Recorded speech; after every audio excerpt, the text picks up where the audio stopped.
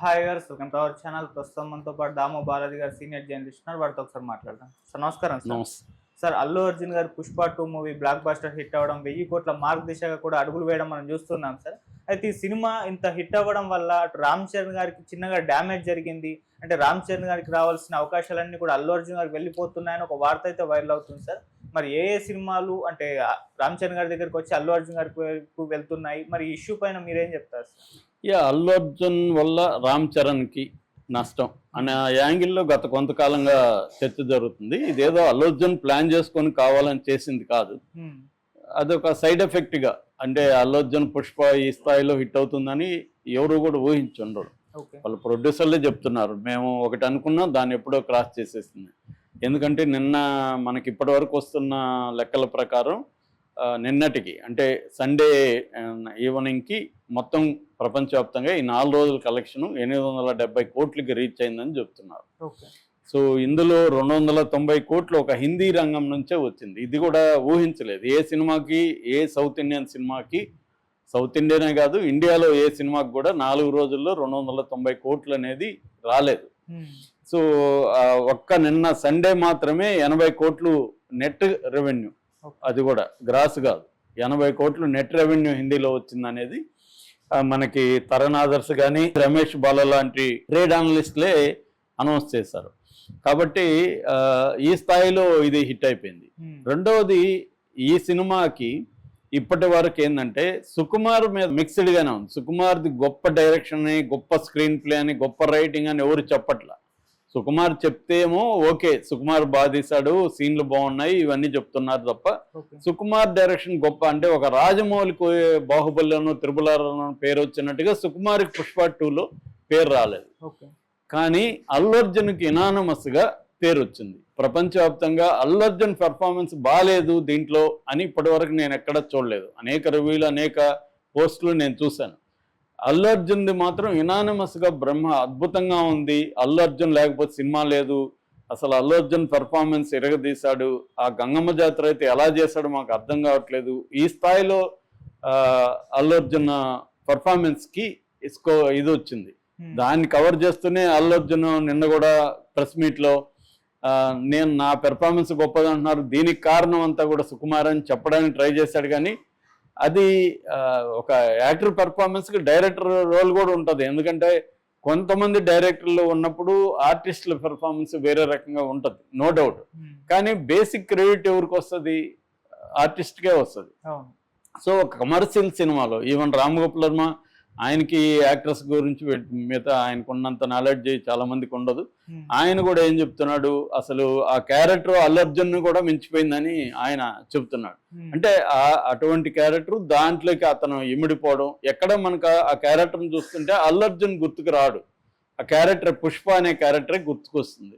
So అలాగా అతను ఒక వికలాంగుడిలాగా, ఒక భుజం తక్కువగా ఉండడం, అతను చేసే ఒక కుంటికాల్లాగా యాక్ట్ చేయడం, ఇదంతా కూడా ఏంటంటే మామూలుగా.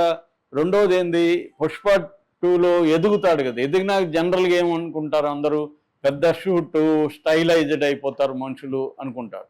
కానీ అతను అది కూడా అవ్వలేదు. ఎదిగినాక అంత ఇది వచ్చినాక కూడా అతను ఒక ఆడవేషం వేసి, మనకి తెలుగులో అయితే ఈ కైండ్ ఆఫ్ ఆడవేషాలు వేసి హీరోలు ఈ కైండ్ ఆఫ్ డాన్సులు ఇప్పటివరకు ఎవరు చేయలేదు. ముఖ్యంగా స్టార్స్ ఎవరు చేయరేలాగా.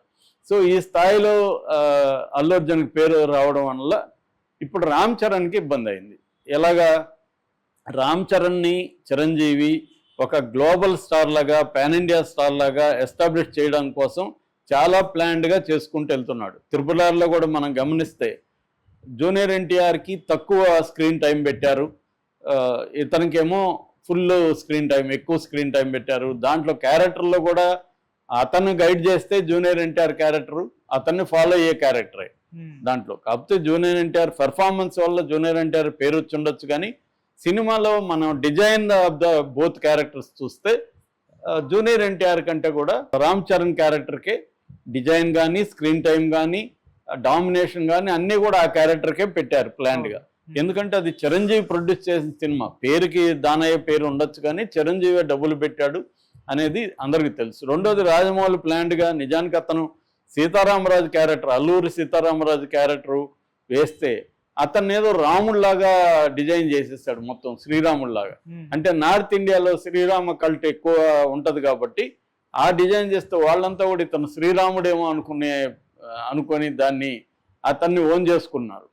సో ఇలాగా ఒక ప్లాన్డ్ గా చిరంజీవి తన కొడుకుని ప్రమోట్ చేయాలి, లార్జర్ దాన్ లైఫ్ లాగా తీసుకెళ్ళాలి అని, అందుకనే నెక్స్ట్ శంకర్ సినిమా కూడా ఎందుకు ఓకే చేశారంటే సౌత్ ఇండియాలో సూపర్ డైరెక్టర్లు ఆయన ఒకరు కాబట్టి శంకర్తో చేసి నెక్స్ట్ హిందీలో ప్లాన్ చేద్దాము నేషనల్ లెవెల్లో.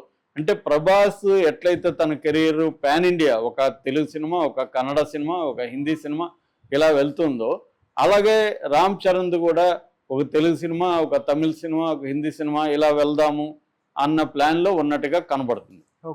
అయితే ఇప్పుడు ఏమైంది, హిందీ వాళ్ళకంతా అసలు ఇలా ఇతను గదరా ఉండాలి, మనకి అల్లు అర్జున్ ఉంటే మనకు భలే ఉంటుంది అనుకునే పరిస్థితి వచ్చింది. ఆల్రెడీ మధుర్ భండార్కర్ పెద్ద ట్వీట్ చేశాడు, ఈవెన్ మన సుకుమార్ కూడా ఫోన్ చేసి చెప్పాడు.